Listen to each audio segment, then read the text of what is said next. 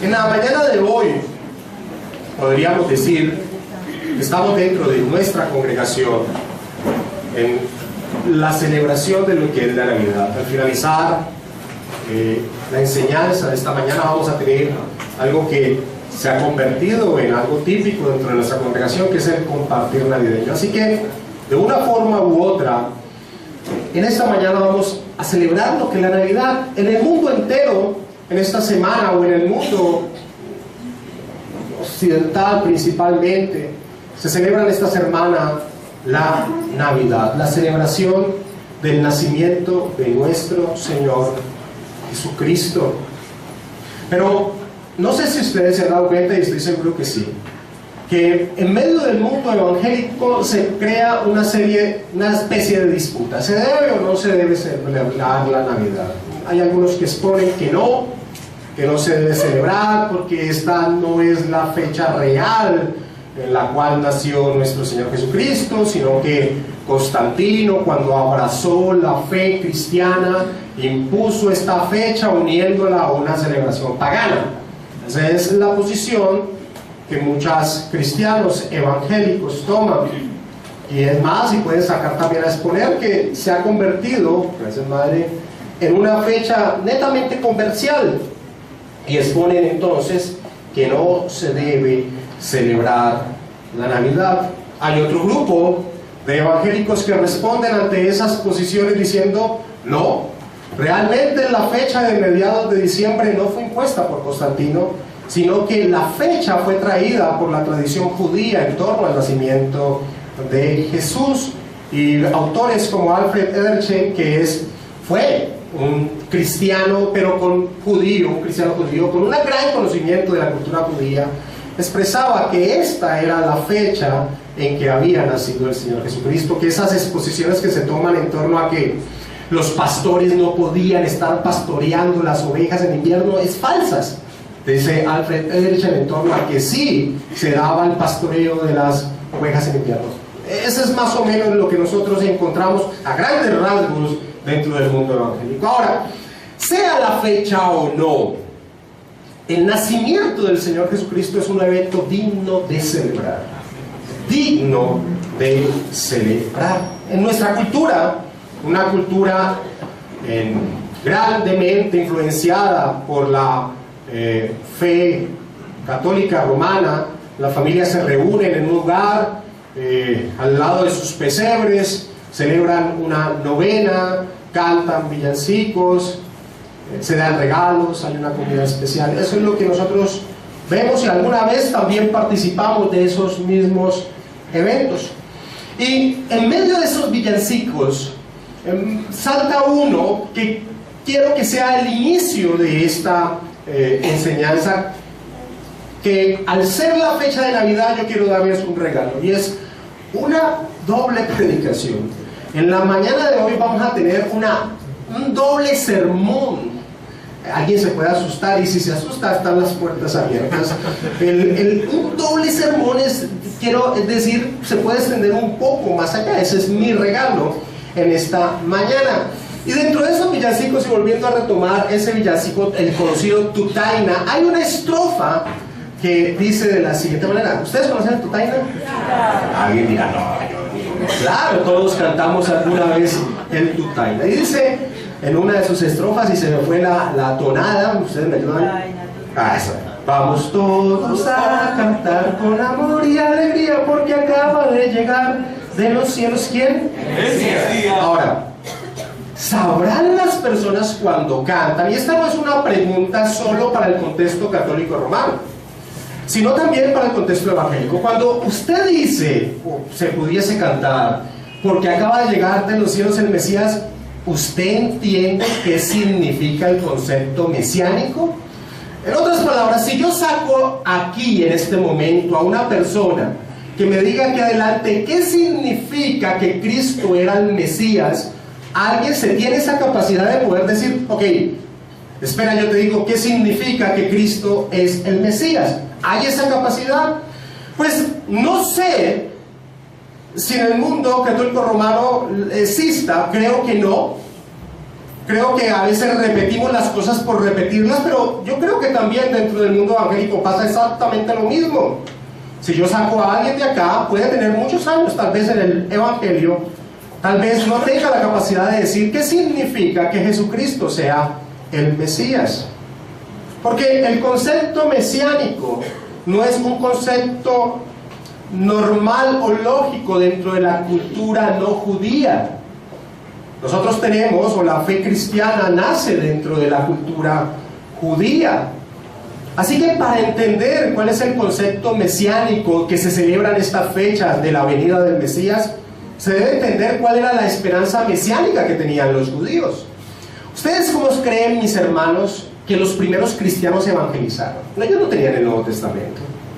¿Qué eran las Escrituras para los primeros cristianos? Lo que para nosotros es el Antiguo Testamento. Ahora, preséntame a Cristo desde el Antiguo Testamento. Ese es el punto que nosotros tenemos que ver en torno a la presentación de la esperanza mesiánica. Preséntame a Cristo desde el Antiguo Testamento. Ese es el punto que nosotros primero debemos entender en torno a cómo podemos nosotros relacionar a Jesucristo con el Mesías. Debemos entender cómo el Antiguo Testamento muestra una esperanza mesiánica. Hay personas que ni siquiera saben qué significa la palabra Mesías. Hay personas que se sorprenden cuando escuchan que Cristo no es el apellido de Jesús, que Cristo no es en relación a la cruz, sino que Cristo es la palabra griega, la palabra hebrea Mesías. Y hay personas que se sorprenden al escuchar esto. Así que muchas veces, y en torno a la celebración de la Navidad, el problema no es la fecha en sí. No es que si la nació en esta fecha o no nació. El problema es que a veces no sabemos qué estamos celebrando. Muchas veces las personas celebran lo que no saben que están celebrando. Así que en esta mañana quiero iniciar esta enseñanza, que como le digo es una enseñanza doble, mirando desde el Antiguo Testamento, dentro de las Escrituras que tenían los primeros cristianos, cuál era esa esperanza mesiánica. Ahora, no podemos ser exhaustivos en la exposición por tiempo, pero quiero iniciar con las mismas palabras del Señor Jesucristo en Juan capítulo 5. Acompáñame a Juan capítulo 5. Y cómo el Señor Jesucristo, en torno a los fariseos que lo juzgaban a él, y que ya estudiamos tiempo atrás, Juan capítulo 5, ya pasamos hace ratico por allí. Mira lo que expresa el Señor Jesucristo en el versículo 45. No penséis que yo voy a acusaros delante del Padre. ¿Hay quien os acusa? Moisés, en quienes tenéis vuestra esperanza. Porque si creyeseis a Moisés, me creerías a mí, porque de mí escribió él. Así que básicamente lo que empieza a expresar el Señor Jesucristo, o con lo que arranco, es que claramente cuando habla de Moisés está hablando de no solo la ley, sino de las Escrituras que ellos tenían, que es para nosotros el Antiguo Testamento. Y mira el versículo 39. Escudriñad las Escrituras, porque a vosotros os parece que en ellas tenéis la vida eterna, y ellas son las que dan testimonio de mí. Ahora, vuelvo al punto. Cuando habla de Escritura no estamos hablando, no desliga el Nuevo Testamento de lo que está diciendo el Señor Jesucristo aquí. Está hablando de que, de lo que para nosotros es el Antiguo Testamento, las Escrituras que tenían los judíos. Así que debemos primero entrar a ver cuál era esa esperanza mesiánica que se da en las Escrituras de los judíos, en lo que para nosotros es el Antiguo Testamento, para entender qué es lo que estamos celebrando. ¿Qué es lo que nosotros estamos celebrando? Así que quiero hacer, y vuelvo y repito, un recorrido muy rápido, no exhaustivo, es imposible, en torno a esa esperanza mesiánica, diciendo primero lo siguiente. Mesías en hebreo, o Cristo en griego, significa ungido. Ungido, el ungido de Dios, el ungido de Dios. Ahora, ¿qué significaba ese término del ungido de Dios? Nosotros encontramos en el Antiguo Testamento 3 oficios que se iniciaban a través de un rito, y el rito era derramar aceite en la cabeza de aquellos que iban a desempeñar esa labor, simbolizando que el Señor los estaba capacitando para esa labor. Ese era el ungimiento de 3 oficios. Ustedes saben cuáles son esos 3 oficios: profeta, sacerdote y rey. profeta, sacerdote y rey. Así que cuando ellos utilizaban el término de Mesías, el ungido, de Cristo en griego, el ungido, lo relacionaban con esos tres oficios que se iniciaban a través de ese rito. Y vamos a ver, y lo que quiero que hagamos es ver cómo la esperanza mesiánica, y lo vamos a ver sobre el 5, de esto no vamos a extender más, es imposible por tiempo, cómo la esperanza mesiánica empezaba a surgir en medio del pueblo judío. Y quiero que veamos dónde arranca esa esperanza mesiánica. ¿Dónde creen que ustedes que arranca la esperanza mesiánica? Génesis 3:15. Vamos todos a Génesis 3:15, que es lo que se conoce como el protoevangelio, o la primera pronunciación de las buenas noticias. Génesis capítulo 3, versículo 15. Claramente, la esperanza de aquel que habría de venir nace en el momento que el hombre cae. La esperanza de aquel que habría de venir nace en el momento en que el hombre cae. Y esto es muy importante en torno a la celebración de la Navidad. El Señor le dice a la serpiente en Génesis 3:15: y pondré enemistad entre ti y la mujer, y entre tu simiente y la simiente suya. Esta te herirá en la cabeza y tú le herirás en el calcañar. Ahora, a partir de esa promesa, ¿cuál promesa? La promesa de que uno nacido de mujer, es decir, un hombre, vendría a deshacer las consecuencias de la caída del hombre. A tal punto es esa esperanza que nosotros muchas veces no alcanzamos a entender por qué a Caín le colocan Caín. ¿Qué significa el nombre Caín? ¿Qué expresó Adán y Eva al colocarle a Caín el nombre de Caín? Alfred Edersheim, que como les digo fue un cristiano judío, conocedor plenamente de la cultura judía, dice lo siguiente en torno a el nombre que se le coloca a ese primer hijo de esa pareja. Cuando Eva llamó a su primer hijo Caín, dice Alfred Edersheim, Caín significa obtenido o adquirido, dijo: por voluntad de Jehová he adquirido varón. Parece ser que relacionó el nacimiento de su hijo con el cumplimiento inmediato de la promesa referente a la simiente que debía herir la cabeza de la serpiente. Mostraba cuán profundamente había calado esta esperanza en su corazón, cuán viva era su fe en el cumplimiento de la promesa y cuán ardientemente la deseaba. Así que nosotros aún podemos ver en el nombre que le colocan al primer hijo de Adán y Eva esa esperanza, esa expectativa de aquel que nacería, esa esperanza que el mismo Señor Dios, nuestro Dios, dio cuando el hombre cayó. Ahora, en la revelación progresiva de las Escrituras, nos vamos a encontrar con un ladrillo más. Y acuérdense, vuelvo y repito, no puedo ser exhaustivo.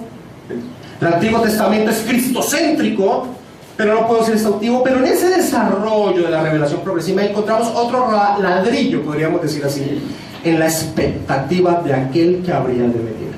Y lo encontramos por la boca de Dios a través de Moisés, o Dios diciéndole algo a Moisés. Deuteronomio capítulo 18, versículo 18 al 19.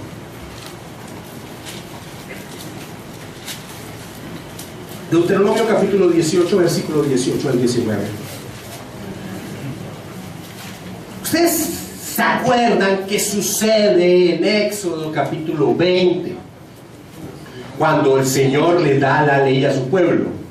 El pueblo no quiere escuchar la voz de Dios. Tienen temor, tienen terror. Dicen: háblenos a través de Moisés, pero no nos hable a nosotros Dios directamente. Ahora, en Deuteronomio capítulo 18, el Señor, nuestro Dios, le dice a Moisés que en el futuro levantaría un profeta como Moisés. Deuteronomio 18, versículo 18 al 19. Profeta le levantaré de en medio de sus hermanos como tú, y pondré mis palabras en su boca, y les hablará todo lo que yo le mandare. Mas a cualquiera que no oyera mis palabras, que él hablará en mi nombre, yo le pediré cuenta. Ahora, no está hablando aquí de los profetas que vinieron después, no está hablando aquí de Elías, no está hablando aquí de Eliseo, no está hablando de ninguno de ese tipo de profetas. ¿Por qué? Porque cuando el Señor Jesucristo vino, los judíos estaban esperando el cumplimiento de esta promesa de Deuteronomio capítulo 18. Ellos no relacionaron esta promesa con ninguno de los otros profetas que los antecedieron. Si nosotros estudiamos a Esteban en medio de su martirio, si nosotros estudiamos a Pedro en medio de la predicación de Pentecostés, vamos a ver que ellos relacionaron esta promesa de ese profeta que habría de venir con el Mesías, Ahora, quiero que vayamos un momento a Juan capítulo 4. Todos sabemos que está el pasaje de la mujer samaritana. Y miremos lo que la mujer samaritana, al escuchar que el Señor Jesucristo conocía plenamente quién era ella, expresa. ¿Qué expresa la mujer samaritana? Juan 4, versículo 25 y 26. Le dijo la mujer al Señor: sé que ha de venir el Mesías, llamado el Cristo. Cuando Él venga, ¿qué? Nos declarará todas las cosas. Jesús le dijo: yo soy el que habla contigo. Ese profeta que nosotros vemos en Deuteronomio capítulo 18 está relacionado, lo relacionaron los judíos con la venida del Mesías, el cual les declararía todas las cosas. Ahora el Señor Jesucristo plenamente, la revelación plena del Padre. En Juan capítulo 14, versículo 8 al 9, Felipe le dice: muéstranos al Padre y nos basta. Y el Señor Jesucristo que le dice: hace tiempo estoy con vosotros y no conoces al Padre. Que me ha visto a mí, ha visto al Padre. Claramente el Señor Jesucristo es ese profeta perfecto que revela de manera maravillosa a Dios. Él es la imagen visible del Dios invisible. Pero devolvámonos entonces. Entonces tenemos un primer ladrillo en Génesis 3:15 y podríamos decir que tenemos un segundo punto en torno a Deuteronomio 18. Pero pasado el tiempo, el Señor nuestro Dios también le dice algo a David. Segunda de Samuel capítulo 7, versículo de 12 al 13. Y estamos viendo a grosso modo la expectativa de aquel que vendría. Segunda de Samuel capítulo 7, versículo 12 al 13. El Señor le dice a David: y cuando tus días sean cumplidos y duermas con tus padres, yo levantaré después de ti a uno de tu linaje, el cual procederá de tus entrañas, y afirmaré su reino. Él edificará casa a mi nombre, y yo afirmaré para siempre el trono de su reino. Así que el pueblo empezó a esperar la llegada de un rey que fuese hijo de David. Y Deuteronomio capítulo 7, versículo del 12 al 13. Así que cuando nosotros, y no es casualidad, cuando nosotros entramos al Nuevo Testamento, el primer libro que nos encontramos es Mateo. Y aunque Mateo no fue el primer evangelio escrito, así fue compuesta la escritura que tenemos en este momento. Lo primero que nos encontramos es que Mateo dice: libro de la genealogía de Jesucristo, hijo de David. Hijo de David, y después dice: hijo de Abraham. Pero primero tiene que nombrar que es hijo de David. Aunque Abraham lo anteceda, lo primero que tiene que hacer Mateo es hijo de David. Y cuando el Señor entra en la última semana a Jerusalén, las personas cantaban: Hosana al hijo de David, bendito el que viene en el nombre del Señor. Así que dentro de esa expectativa no solo estaba uno que nacería de mujer, no uno solo que fuese profeta, sino que también sería rey y sería uno del linaje de David. Más adelante Isaías nos habla de un siervo, del siervo del Señor, de un siervo que sufriría.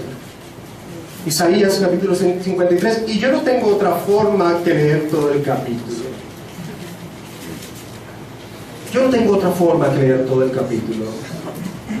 Isaías 53. ¿Quién ha creído a nuestro anuncio? ¿Y sobre quién se ha manifestado el brazo de Jehová? Subirá cual renuevo delante de él, y como raíz de tierra seca, no hay parecer en él, ni hermosura. Le veremos más sin atractivo para que le deseemos. Despreciado y desechado entre los hombres, varón de dolores, experimentado en quebranto, y como que escondimos de él el rostro, fue menospreciado y no lo estimamos. Ciertamente llevó él nuestras enfermedades y sufrió nuestros dolores, y nosotros le tuvimos por azotado, por herido de Dios y abatido. Mas él herido fue por nuestras rebeliones, molido por nuestros pecados. El castigo de nuestra paz fue sobre él, y por su llaga fuimos nosotros curados. Todos nosotros nos descarriamos como ovejas, cada cual se apartó por su camino, mas Jehová cargó en él el pecado de todos nosotros. Angustiado él y afligido, no abrió su boca. Como cordero fue llevado al matadero, y como oveja delante de sus trasquiladores enmudeció y no abrió su boca. Por cárcel y por juicio fue quitado, y su generación, ¿quién la contará? Porque fue cortado de la tierra de los vivientes, y por la rebelión de mi pueblo fue herido. Y se dispuso con los impíos su sepultura, mas con los ricos fue en su muerte, aunque nunca hizo maldad, ni hubo engaño en su boca. Con todo eso, Jehová quiso quebrantarlo, sujetándole a padecimiento. Cuando haya puesto su vida en expiación por el pecado, verá linaje y vivirá por largos días, y la voluntad de Jehová será en su mano prosperada. Verá el fruto de la aflicción de su alma y quedará satisfecho. Por su conocimiento justificará mi siervo justo a muchos y llevará las iniquidades de ellos. Por tanto, yo le daré parte con los grandes, y con los fuertes repartirá despojos, por cuanto derramó su vida hasta la muerte y fue contado con los pecadores, habiendo él llevado el pecado de muchos y orado por los transgresores. Ahora, me llama la atención que esta expectativa sí no se formó muy fuertemente en el pueblo judío. Ellos tenían una expectativa de un profeta, ellos tenían una expectativa de un rey, pero la expectativa de un siervo sufriente no se formó muy fuerte dentro del pueblo judío, aunque encontramos a Juan el Bautista diciendo: he aquí el Cordero de Dios que quita el pecado del mundo. Daniel, en torno a esa expectativa de aquel que vendría, Daniel nos da una nueva porción de expectativa de aquel que vendría en torno a esa revelación progresiva. Profeta, rey, sacerdote, pero ¿qué más dice Daniel en una visión que tuvo? Daniel capítulo 7, versículo del 13 al 14.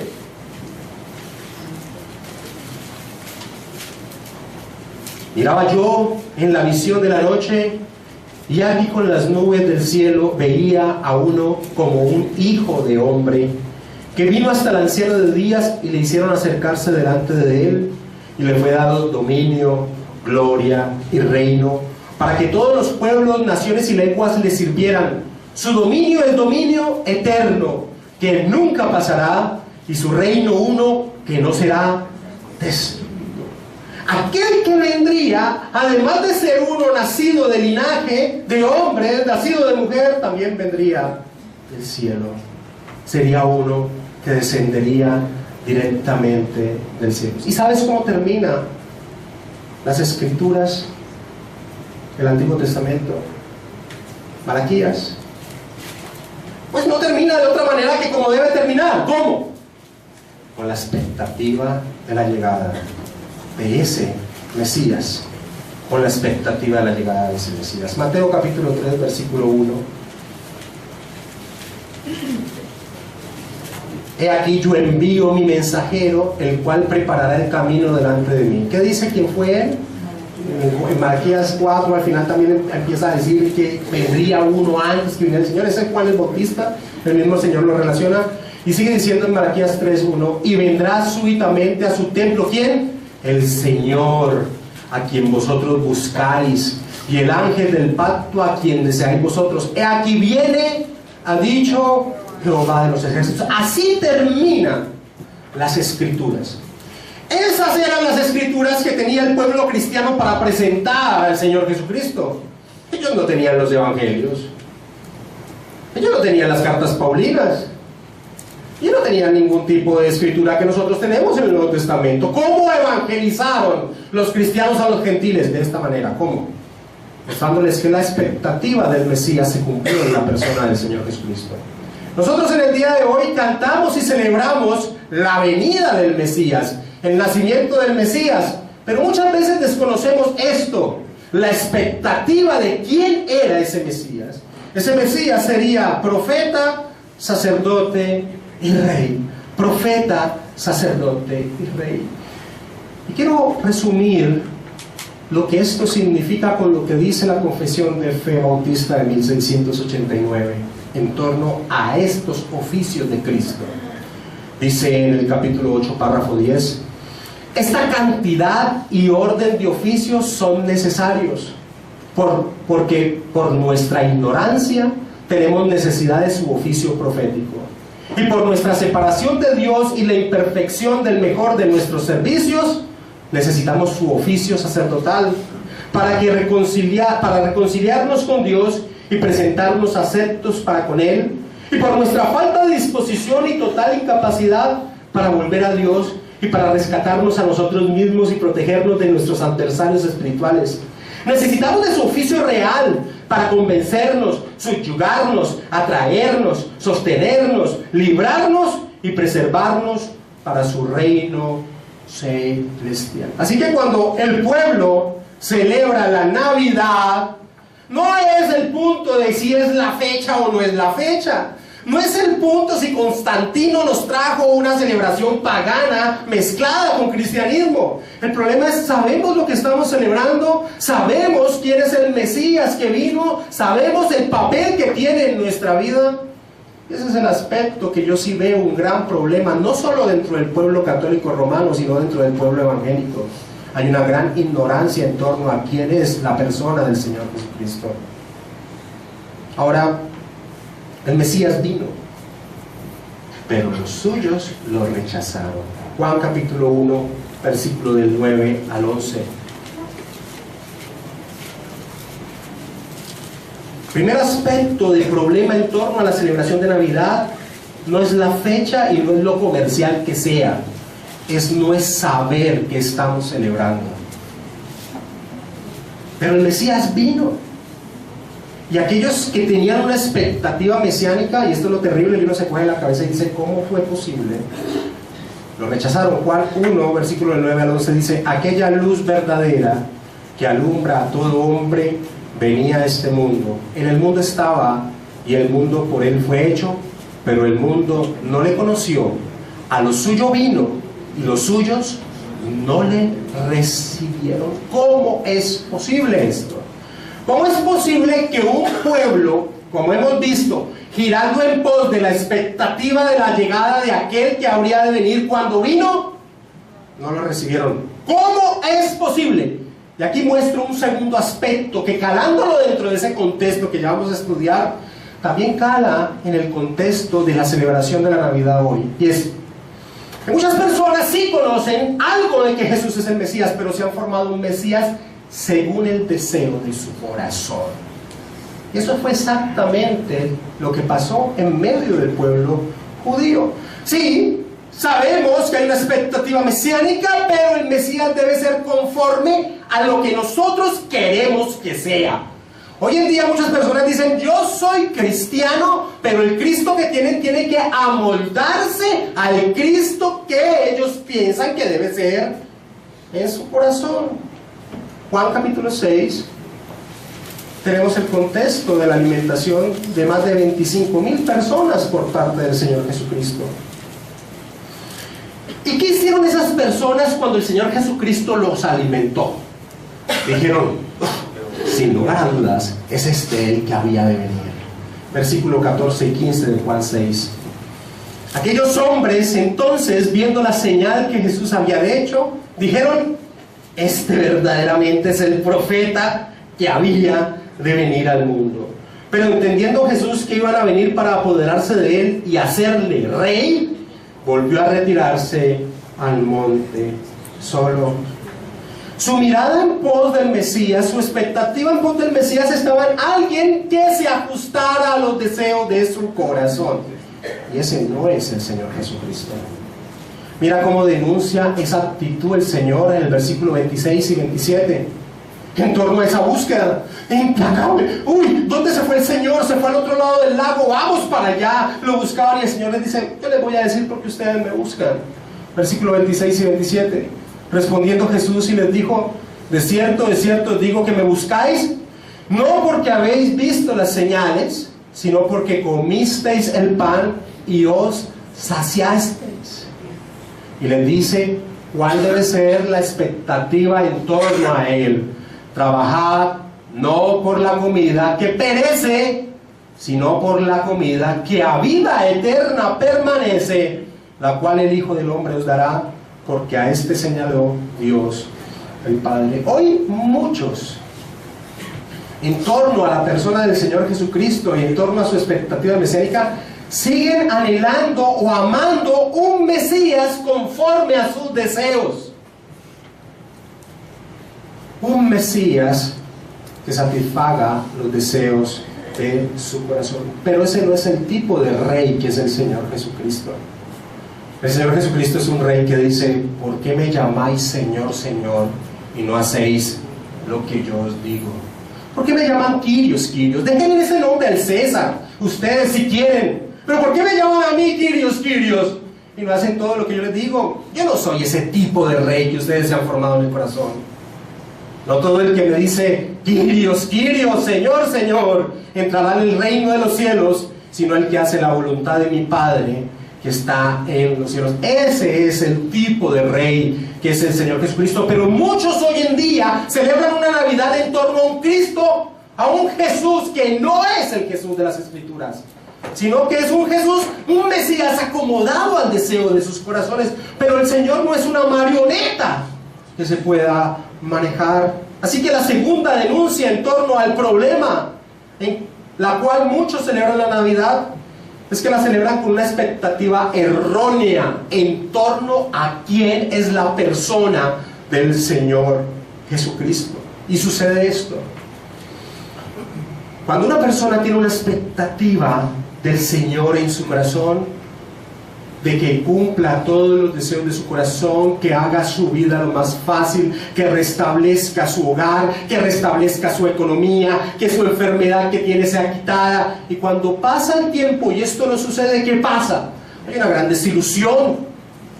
Hay una gran desilusión y muchos no quieren nunca más escuchar que le hablen del Señor Jesucristo. Porque alguien que tenga la mirada puesta en Jesús en esto terrenal se va a llevar una gran decepción en su vida. Acompáñame a 1 Corintios capítulo 15 y mira lo que el apóstol Pablo dice en el versículo 19. Y todos sabemos que el contexto del capítulo 15 de 1 Corintios es la resurrección. La esperanza cristiana es la resurrección. Ese es el problema que el Señor Jesucristo vino a solucionar. ¿Qué sucede cuando morimos? ¿Qué pasa en nuestra relación con Dios Padre? El Señor Jesucristo no vino a darnos una vida light y fácil. Y por eso el apóstol Pablo dice en 1 Corintios 15, 19: si en esta vida solamente esperamos en Cristo, somos los más dignos de conmiseración de todos los hombres. Palabra de Dios para todos dice: si nuestra esperanza en Cristo es solo para esta vida, entonces somos los seres humanos más dignos de lástima. Entonces somos los seres humanos más dignos de lástima. Así que el problema de celebrar la Navidad no es una fecha. El problema de celebrar la Navidad no es si Constantino nos metió gato por liebre. El problema de la Navidad no es lo comercial que se haya convertido. El problema de la Navidad es la ignorancia del pueblo de Dios y una expectativa errada en torno a quién es la persona del Señor Jesucristo. ¿Cómo se puede solucionar este problema? ¿Cómo se puede solucionar este problema?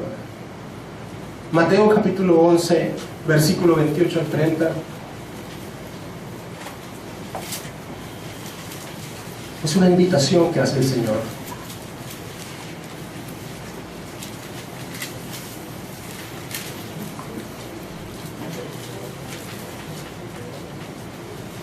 Venid a mí, todos los que estáis trabajados y cargados, y yo os haré descansar. Y hasta ahí llegan muchos.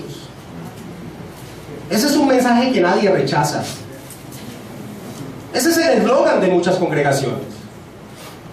¿Quién puede rechazar ese eslogan? Venid a mí todos los que están trabajados y cargados, y yo os haré. ¿Quién no desea eso? El mayor de los pecadores lo desea. Pero ese no es el mensaje completo de la invitación de venir al Señor Jesucristo. Él sigue diciendo: llevad mi yugo sobre vosotros. Y todos sabemos qué significa un yugo: un elemento que se le coloca a un animal para poder ser guiado según quiera el amo. Llevad mi yugo sobre vosotros y aprended de mí, que soy manso y humilde de corazón, y hallaréis descanso para vuestras almas, porque mi yugo es fácil y ligera mi carga. Es tremendo, mis hermanos, que hoy en día las personas celebran la Navidad. Y es una fecha digna de celebración. La venida del Mesías. Pero muy pocos quieran aprender de Él. Y muy pocos quieran ser guiados por Él. Porque, mis hermanos, estos problemas como reflejado de ignorancia y de reflejar un Cristo que no es en nuestro corazón, no son sino el reflejo del verdadero problema. Estos problemas de ignorancia, ok, celebremos la Navidad, qué rico, ven y hablemos del Señor Jesucristo, qué pereza, es algo tan contradictorio. Celebremos la Navidad, uy, me encanta esta fecha, me encanta el buñuelo, la natilla, la alegría, a mí me encanta eso. Pero hablemos de qué estamos celebrando y qué pereza, qué aburrimiento. Eso es un contraste, eso es una mentira, eso es una hipocresía. Ese es el problema. Pero esa ignorancia y ese poco deseo de conocer del Señor Jesucristo no son sino las aristas del verdadero problema. El verdadero problema es quiénes somos nosotros. Juan capítulo 3, versículo 19 al 20.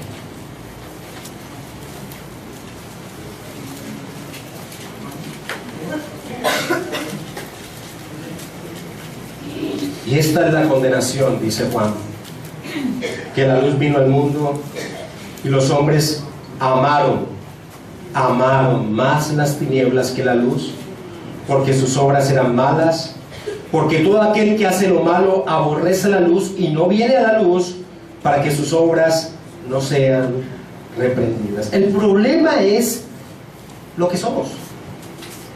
El problema es lo que es el hombre.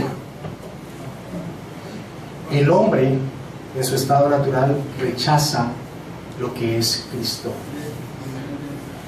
El hombre, en su estado natural, no le interesa que Jesús sea profeta, sacerdote o rey.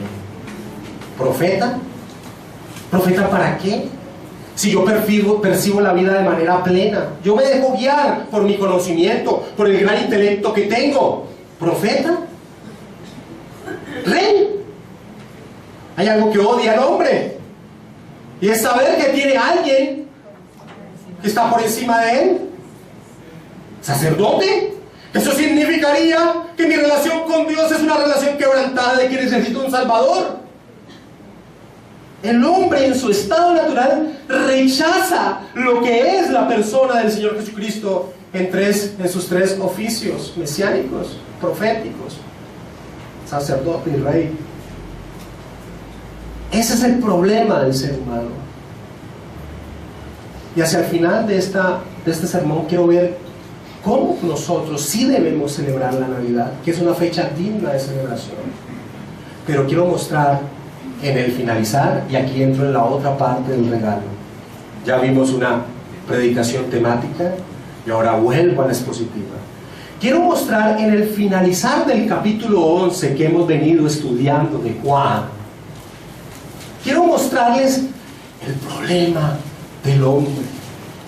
Y es este. El problema del hombre, en ese contexto de Juan capítulo 11, no es que ellos, y escúchame bien, no es que ellos no supieran que Jesús era el Mesías. No sé si usted alcanza a entender lo que estoy diciendo acá.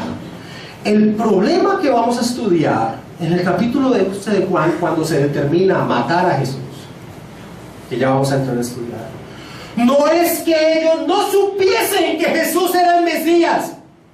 Mis hermanos, ¿qué trata el capítulo 11 de Juan?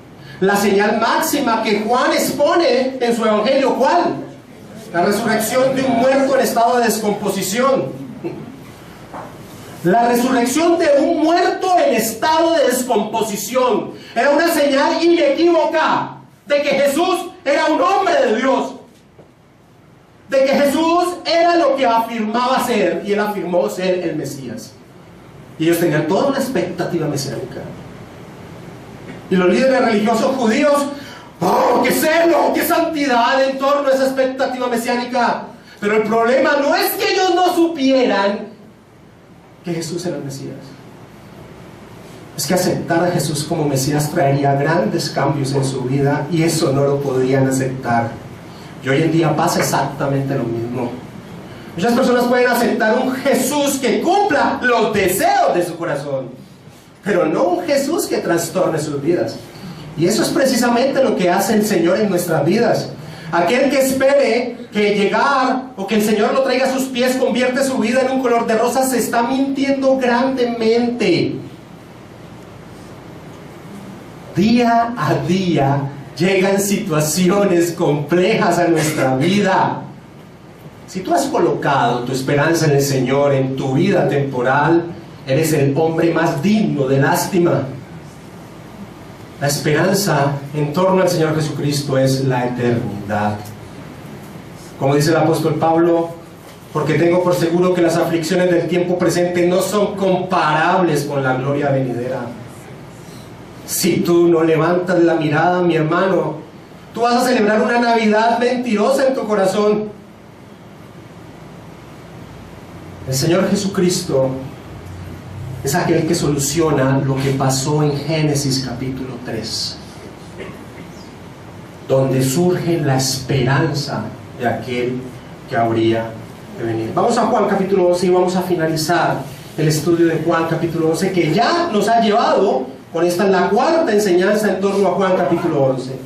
Estamos en la enseñanza 40 del Evangelio de Juan y vamos en el capítulo 11, la enseñanza 40 del Evangelio de Juan, y vamos en el capítulo 11. Y nos volvemos a meter a la exposición del texto. La resurrección de Lázaro fue un evento maravilloso. Levantar a un muerto de 4 días era levantar a un hombre en estado de descomposición. Era indudable lo que había sucedido allí. Ahora, lo terrible es que muchos de los que lo vieron no pudieron asociar la gloria de Dios con Cristo, es decir, ver a Cristo en torno a la gloria de Dios, ver a Jesús como Dios, no pudieron.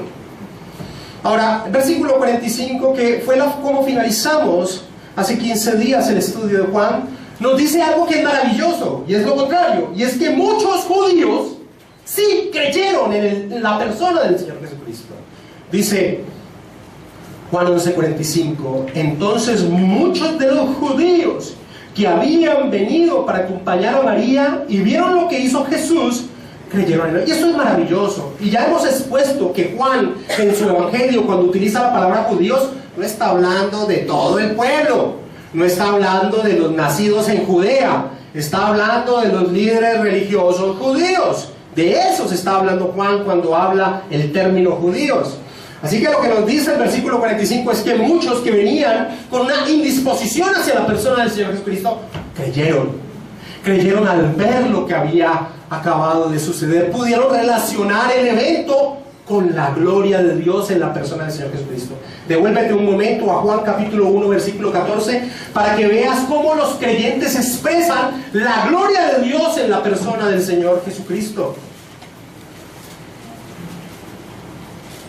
Y aquel verbo fue hecho carne y habitó entre nosotros, y vimos su gloria, gloria como del unigénito del Padre, lleno de gracia y de verdad. Nueva Versión Internacional dice, y hemos contemplado su gloria, la gloria que corresponde al Hijo del unigénito del Padre, al Hijo unigénito del Padre, lleno de gracia y de verdad. Eso lo pudieron ver muchos, eso es maravilloso. Eso es maravilloso, lo que aconteció ahí es maravilloso. Estos hombres tuvieron la capacidad dada por Dios de poder ver que lo que acaba de suceder direccionaba a quién era la persona del Señor Jesucristo. Dentro del Evangelio de Juan, Juan nos enseña lo que es la fe que salva, porque utiliza una palabra que gramaticalmente es imposible dentro del griego. Es decir, que cuando los lectores griegos que conocían el griego leyeron el Evangelio por primera vez, dijeron, ¿qué es esto que está escribiendo Juan? ¿Cómo hace esta composición gramatical? Porque la fe para Juan, cuando dice creyeron en él, literalmente es creyeron dentro de él. dentro de Él, escribe literalmente Juan. ¿Qué significa la fe para Juan? ¿Qué significa creer en Jesús? Creer como una unión en torno a la persona del Señor Jesucristo. Y este texto nos dice que eso sucedió con estas personas. Creyeron en Él, creyeron dentro de Él, se apropiaron de Él. Esa es la unión maravillosa con el Señor Jesucristo. Pero Juan no se detiene sino en este versículo en torno a esos que creyeron en Él. La mayoría del resto del capítulo la va a dedicar ¿a quiénes? A los que no creyeron en Él, a los que estando presente no pudieron relacionar el evento con la persona del Señor Jesucristo. Versículo 46. Pero, y ese pero hace un contraste, pero algunos de ellos fueron a los fariseos y les dijeron lo que Jesús había hecho. Y les dijeron lo que Jesús había hecho. Ahora, esto nos enseña algo, mis hermanos. Los milagros nunca serán la base de la fe. Y hay muchas personas que basan su fe en supuestos milagros, que no son sino pamplinas y mentiras. Pero los milagros ni siquiera serían la base para la fe. ¿Se acuerdan lo que Lucas dice en torno a la parábola de Lázaro y el rico? Así se levantaré uno de entre los muertos, no creerán. Si no creen a las Escrituras, aun si se levanta uno de los muertos, no creerán. El odio, la condición de creer se basa en una condición moral de las personas. El odio hacia la persona del Señor Jesucristo fue tal entre estos líderes religiosos judíos que dos grupos que se odiaban entre sí, los fariseos y los saduceos, se unieron para decidir la muerte del Señor Jesucristo, lo que mostraba que tenían una misma condición moral. Versículo 47. Entonces los principales sacerdotes y los fariseos reunieron el concilio. Concilio es la palabra griega para Sanedrín. Entonces los principales sacerdotes y los fariseos reunieron el Sanedrín, el concilio, y dijeron: ¿qué haremos? Y esto es lo tremendo, mis hermanos, porque este hombre hace muchas señales. Las señales del Señor Jesucristo no podían ser ocultas, no podían ser tergiversadas. ¿Se acuerdan de lo que sucedió con el hombre que el Señor le volvió la vista? Todo lo que trataron de hacer, que nos reímos tanto en esa enseñanza. No podían ocultar que lo que hacía el Señor Jesucristo era realmente algo verdadero. Ellos no ocultan eso, dicen: este hombre hace muchas señales, ¿qué vamos a hacer con este hombre? Ahora, lo terrible es lo que dice Calvino en torno a estas personas. Al confesar sus milagros, hacen que sea lo suficientemente evidente que no les importa mucho si este hombre procedía de Dios o no. ¿Sí entienden lo que estamos leyendo acá? No les importaba realmente si Jesús era el Mesías o no. No les importaba. Y era su expectativa mesiánica. Sobre eso se levantó el pueblo judío. Ahora, ¿por qué no les importaba? ¿Qué había en su ser que se levantaba por encima de eso que decían profesar? Versículo 48. Si le dejamos así, todos creerán en él, y vendrán los romanos y destruirán nuestro lugar santo y nuestra nación. ¿Sabes qué les importaban las consecuencias? Richard Ramsey, un autor norteamericano que trabajó mucho tiempo en Chile, dice: la fe es obedecer a Dios, confiar en Dios y dejar las consecuencias en sus manos. Eso es lo que es la fe. Pero estos hombres analizan la decisión que deben tomar en torno a la persona del Señor Jesucristo por las consecuencias que pueda traer para sus vidas. Si tú eres de ese tipo de cristianos, tú no eres un creyente. Tú no confías en la persona del Señor Jesucristo. Si tu punto de razonamiento en torno a la obediencia de la palabra de Dios es la consecuencia que pueda llegar a tu vida, desengáñate, estás perdiendo el tiempo. Ve a ver la liga italiana. Estás perdiendo el tiempo, te estás engañando. Confiar en el Señor es obedecer las consecuencias de sus manos, pero si tu punto de racionamiento en torno a la obediencia de la palabra del Señor, en torno a la persona del Señor Jesucristo, es las consecuencias que trae el obedecer, el creer en Él, es esto mismo que hicieron estos hombres. Los romanos le habían dado cierta libertad de conducta política y de social, digámoslo así, a los judíos.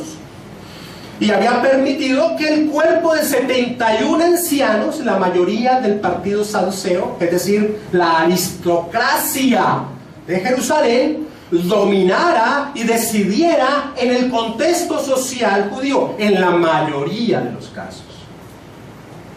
Pero los romanos no iban a permitir las voces que dijeran: un rey se está levantando en medio del pueblo judío.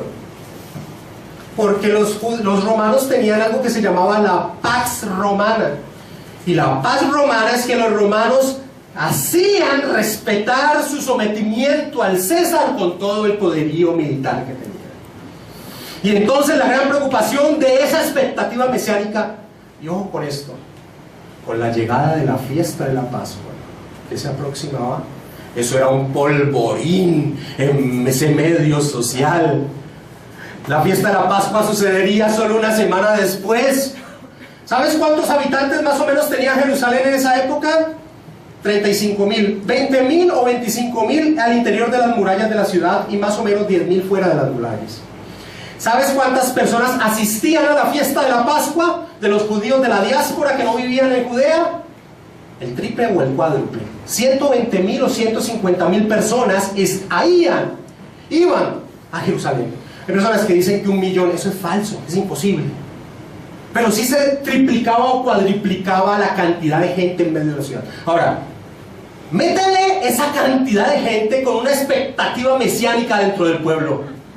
Un polvorín. Y conociendo a los romanos, ¿cómo era su actitud? El concilio dijo: no, esto no nos conviene. No nos conviene el tipo de Cristo que es Jesús. Trae consecuencias complejas para nuestra vida. Si le dejamos así, todos creerán en Él y vendrán los romanos y destruirán nuestro lugar santo y nuestra nación. Ahora, no quiero dejar pasar algo por alto. El Evangelio de Juan se escribe hacia el final del siglo I, año 90, año 100. En el año 70, los romanos, encabezados en ese caso por el general Tito, que después sería emperador, destruye a Jerusalén y al templo. Y yo quiero que entiendan lo que sucede cuando alguien, más o menos cuando se escribe el Evangelio, lee el Evangelio, de seguro una sonrisa esboza su ser. Porque aquello que ellos trataban de evitar, que era que los romanos destruyeran el templo y la ciudad de Jerusalén, sucedió tiempo después. Y aquello que ellos trataban de evitar, que era que la fe en la persona del Señor Jesucristo no creciera, creció. Mis hermanos, los planes humanos no pueden destruir los planes de Dios. Así que cuando los lectores del Evangelio leían esta parte por primera vez, había algo irónico en la forma en que Juan escribía. Sucedió totalmente lo contrario. Mis hermanos, aparece en escena un personaje macabro, el sumo sacerdote de la época. Mis hermanos, empecemos hablando de que el Mesías, el ungido de Dios, tiene 3 papeles, o cumple 3 papeles. Era profeta, era rey y era sacerdote. De los 3 papeles, rey y profeta era algo que había desaparecido del pueblo de Dios. Además, ustedes han escuchado lo que son los 400 años de silencio que hay desde Malaquías hasta Mateo, hasta la aparición de Juan el Bautista. Era algo que había desaparecido del pueblo de Dios, pero no había desaparecido un papel. ¿Cuál? El sacerdote. Ahí está el sumo sacerdote. Y yo puedo decirles que es el último sumo sacerdote. Porque cuando el Señor Jesucristo murió, ¿qué pasó? El velo del templo que separaba el lugar santo y el lugar santísimo se dividió en 2. Ya no había necesidad de sacrificios. El verdadero sacrificio ya había sido hecho. Pero aquí aparece en escena Caifás, y él va a decidir qué se va a hacer con el Señor Jesucristo. Versículo 49 al 50. Entonces Caifás, uno de ellos, sumo sacerdote de aquel año, les dijo: vosotros no sabéis nada, ni pensáis que nos conviene que un hombre muera por el pueblo y no que toda la nación perezca. Este era un saduceo. Los saduceos tenían fama. Josefo lo dice así, el historiador Josefo del siglo I dice que los saduceos eran así como vemos a Caifás acá. ¿Cuál? Agresivos, orgullosos, pedantes. Ustedes no saben nada, ustedes están perdidos. Recuérdense del viejo proverbio que dice: nos conviene que muera un hombre y no que muera todo el pueblo. Fríamente Caifás decide que había que matar a Jesús, porque Jesús, siendo el Mesías, iba a traer grandes problemas en medio de la ciudad. O ese era el pensamiento que ellos tenían, en ese concepto que tenían mesiánico. Ahora, este hombre Caifás, sumo sacerdote, que da esa determinación de matar al Señor Jesucristo, es un hipócrita. Hay algo importante en torno al juicio que se le va a hacer al Señor Jesucristo cuando es apresado. Le hacen un juicio falso en esa época y dicen: bueno, no, pues vamos a darle un juicio verdadero. Pero ya la determinación de matarlo, ¿dónde estaba? Mucho antes, acá. Pero quiero que veamos la hipocresía de Caifás. Acompáñame a Mateo capítulo 26, versículo 63 al 66. Este era un hipócrita. Era lo peor, y era el sumo sacerdote. ¿Se acuerdan lo que estudiamos en Juan 10? Lo trágico que es tener falsos pastores guiando a su pueblo. Ellos debían haber guiado al pueblo a la persona del Señor Jesucristo, al Mesías. ¿Y qué hicieron?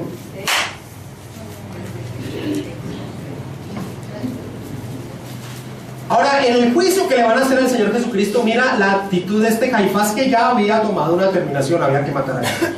Pero le hicieron un juicio falso y decía así, versículos 63 al 66 de Mateo 26: mas Jesús callaba. Entonces el sumo sacerdote le dijo: te conjuro por el Dios viviente que nos digas si tú eres el Cristo, el Hijo de Dios. Jesús le dijo: ¿qué? Tú lo has dicho. Y además os digo la profecía de Daniel, que desde ahora veréis al Hijo del Hombre sentado a la diestra del poder de Dios y viniendo en las nubes del cielo. Entonces, ¿qué hizo este hombre? Entonces el sumo sacerdote, que rasgó su vestidura diciendo: ¡ha blasfemado! ¿Qué más necesidad tenemos de testigos? He aquí, ahora mismo habéis oído su blasfemia. ¿Qué os parece? Y respondieron ellos, dijeron: herrero de muerte. ¡Ay, qué celo! ¡Qué celo por las cosas religiosas! Era un hipócrita. Sus bases de decisión estaban en torno a lo que le convenía y no le convenía. Caifás era un ciego. Caifás dice, y no se detiene a reflexionar en las palabras que dice: nos conviene que un hombre muera por el pueblo. Él era sumo sacerdote. Él hacía sacrificios que eran, ¿qué? Una sustitución de lo que se debía pagar en torno a otro ser. Estas palabras que él pronuncia deberían haberle sonado muy común a lo que él hacía. Un sacrificio vicario, uno que moriría por el pueblo. Sin querer queriendo, como decía el chavo, y ya que estamos despidiendo al chavo en este año, sin querer queriendo, Caifás da una profecía. Caifás odia a Jesús, lo quiere matar, pero Dios utiliza la boca del sumo sacerdote para dar una profecía. Esa es la soberanía de Dios, y por eso Juan dice en el versículo 51 y 52: esto no lo dijo por sí mismo, sino que como era el sumo sacerdote aquel año, profetizó que Jesús había de morir por la nación, y no solamente por la nación, sino también para congregar en uno a los hijos de Dios que estaban dispersos. El hombre puede maquinar lo que quiere en su corazón, pero los planes de Dios siempre se cumplirán. Ahora el hombre es responsable de lo que maquina. Pedro les dice en el discurso de Pentecostés a hablando de Jesús, entregado por el determinado consejo y anticipado conocimiento de Dios, prendisteis y matasteis por manos de inicuos crucificante. Dios es soberano, nada va a salir fuera del decreto de Dios. pero el hombre es responsable por sus acciones. Nada de lo que pueda hacer el hombre frustra los planes de Dios. Versículos 53 al 57. Así desde aquel día acordaron matarle. Por tanto, Jesús ya no andaba abiertamente entre los judíos, sino que se alejó de allí a la región contigua, al desierto, a una ciudad llamada Efraín. Y se quedó allí con sus discípulos, y estaba cerca la Pascua de los judíos, y muchos subieron de aquella región a Jerusalén antes de la Pascua para purificarse. Y buscaban a Jesús, y estando ellos en el templo se preguntaban unos a otros: ¿qué os parece? ¿No vendrá la fiesta? Y los principales sacerdotes y los fariseos habían dado orden de que si alguno supiese dónde estaba, lo manifestase para que le prendiesen. Como es típico en el Evangelio de Juan, que todos hemos estudiado, hoy es la enseñanza número 40. Como es típico en el Evangelio de Juan, Juan relaciona una fiesta con la persona del Señor Jesucristo. Y no puede ser de otra manera, porque las fiestas solo eran un simbolismo de la obra del Señor Jesucristo. Se acercaba la Pascua, la última fiesta que celebraría el Señor. Una fiesta que muestra cuál era el papel del Señor Jesucristo, que acababa sin querer queriendo Caifás de decir. ¿Qué celebraban en la Pascua, mis hermanos? En la Pascua celebraban que una vez el ángel de la muerte barrió con toda la humanidad, excepto con toda la humanidad que había en esa región de Egipto, excepto con aquella casa donde hubiera ¿qué? La sangre de un cordero en el dintel de la casa. Claro que tenía que morir Jesús en una Pascua. Claro, porque como dice el apóstol Pablo, acompáñame a 1 Corintios capítulo 5, versículos 7 al 8.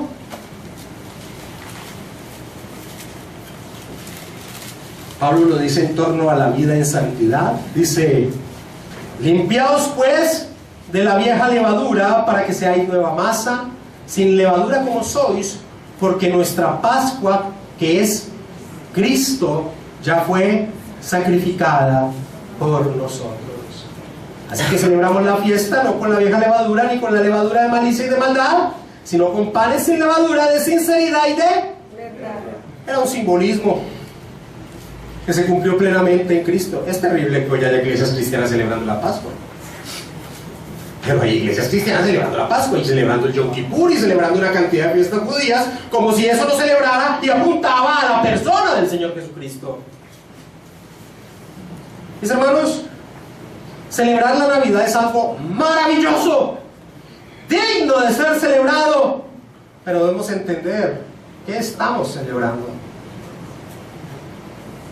Las Navidad, nativitas en latín, significa el nacimiento del Mesías, de aquel que es profeta, rey y sacerdote. Como sacerdote nos ha reconciliado con el Padre, como profeta nos ha revelado plenamente al Padre, y como rey exige que vivamos conforme a su palabra. Pero mis hermanos, la Navidad no es solo la celebración de ese nacimiento, sino que debería trascender en algo más. Y quiero terminar con esto. La Navidad debería recordarnos que si nosotros podemos aferrarnos a la persona del Señor Jesucristo, es porque Dios ha nacido en nosotros, o nos ha dado vida espiritual. Juan capítulo 1, versículo del 9 al 13, y allí finalizamos.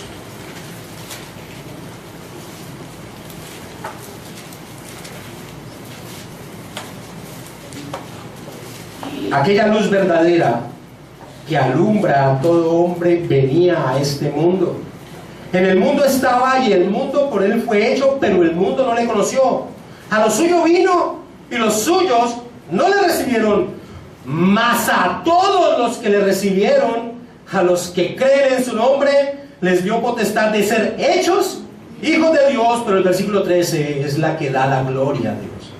Los cuales no son engendrados de sangre, ni de voluntad de carne, ni de voluntad de varón, sino de Dios. Tú crees en Cristo, tú amas a Cristo, tú anhelas a Cristo, no es porque tú hayas decidido por Cristo, es porque Dios te ha dado el regalo más grande que nos haya podido dar: creer en la persona del Señor Jesús. Eso es digno de celebrar.